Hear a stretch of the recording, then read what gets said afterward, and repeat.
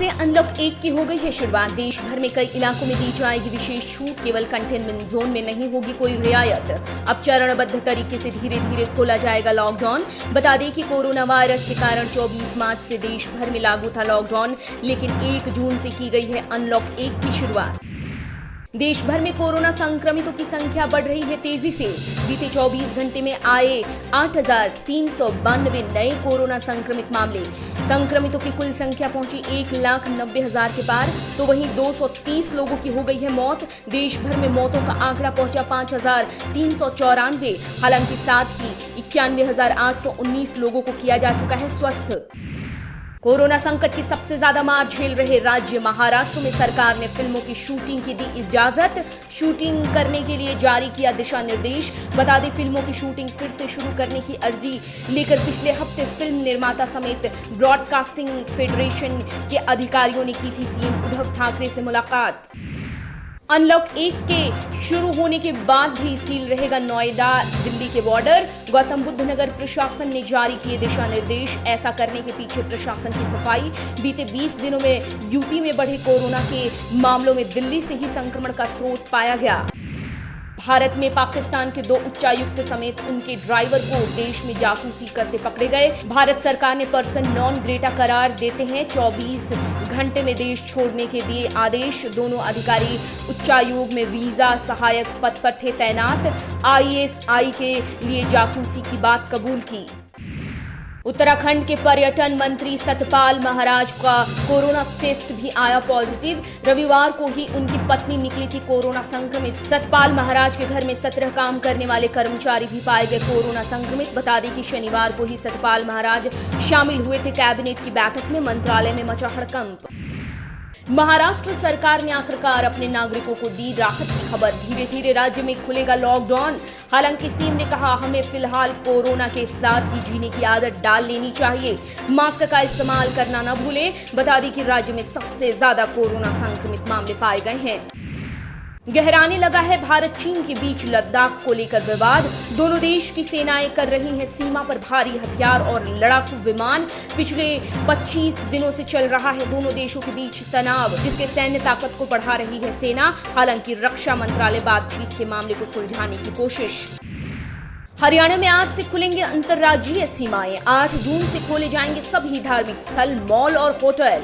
हालांकि containment zone में है। अभी भी 30 जून तक जारी रहेगा लॉकडाउन। दिल्ली से जुड़ी सीमाओं को भी खोलने की है इजाजत।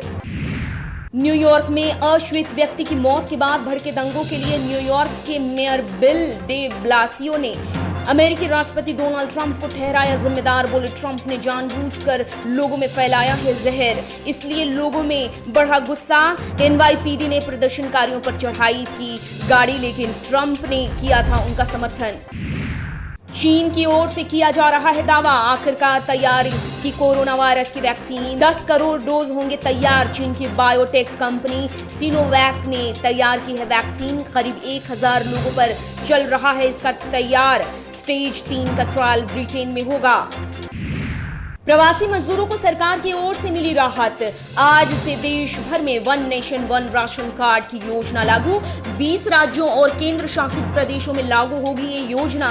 अब से जिनके पास राशन कार्ड नहीं है, वो किसी भी राज्य में हो, राशन कार्ड के लिए कर सकते हैं अप्लाई। चीन अमेरिकी विवाद पर चल रहे कोल्ड वॉर के बीच चीन ने दी भारत को चेतावनी, भारत न बने अमेरिका और चीन के कोल्ड वॉर का हिस्सा। इस कारण दोनों देशों के बीच बने रहेंगे बेहतर व्यापारिक संबंध। चीन ने कहा, हमारा लक्ष्य भारत से अच्छे व्यापारिक संबंध बनाना। आयकर विभाग ने आईटीआर फॉर्म विभाग में किया बदलाव। आयकर विभाग ने जारी किया नोटिफिकेशन। आयकर रिटर्न भरने के लिए 30 नवंबर 2020 तक दिया गया समय। करदाताओं से चालू खाते, विदेश यात्रा, बिजली बिलों से जुड़ी नई जानकारी देने की होगी जरूरत। मशहूर क्रिकेटर हार्दिक पांड्या की गर्लफ्रेंड नताशा स्टेनकोविक है प्रेग्नेंट। नए साल के मौके पर की थी सगाई। पांड्या ने सोशल मीडिया पर दी जानकारी। बोले, नताशा और मैंने लंबा सफर तय किया है। हम अपने जीवन में नए मेहमान के स्वागत के लिए उत्साहित हैं। नासा के अंतरिक्ष यात्रियों को लेकर आईएसएस पहुंचा स्पेस एक्स पहुंचा का ड्रैगन 19 घंटे का सफर तय कर 2 अंतरिक्ष यात्री पहुंचे अंतर्राष्ट्रीय स्पेस स्टेशन। पहली बार किसी प्राइवेट कंपनी ने अंतरिक्ष यात्रियों को लॉन्च किया। स्पेस एक्स के मालिक एलन मस्क हुए भावुक। उत्तराखंड में कोरोना संकट को लेकर आई बड़ी खबर। नैनीताल रेड जोन में हुआ शामिल, तो वहीं उधम सिंह नगर ग्रीन जोन में शामिल। 11 जिले ऑरेंज जोन में है। बीते एक सप्ताह में नैनीताल में कोरोना के मामलों में आई तेजी। ऑस्ट्रेलिया के पीएम स्कॉट मॉरिसन ने पीएम मोदी के लिए शेयर की समोसे की तस्वीर, साथ में लिखा बेहद ही प्यारा सा मैसेज। समोसा दिखने में स्वादिष्ट लग रहा है, जैसे ही कोरोना के खिलाफ जंग में हमें जीत मिलेगी हम साथ बैठकर खाएंगे। बता दें कि 4 जून को दोनों देशों के पीएम के बीच वीडियो कॉन्फ्रेंसिंग के जरिए होगी बात। युवराज सिंह ने लॉकडाउन में सचिन तेंदुलकर को दिया अनोखा चैलेंज। सचिन तेंदुलकर की दी हुई नॉक दी बॉल की चुनौती को पूरा करने के बाद युवराज ने सचिन को बेलन और टेनिस बॉल के साथ रसोई में बिना कोई ब्रेक लगाए शतक बनाने की दी चुनौती।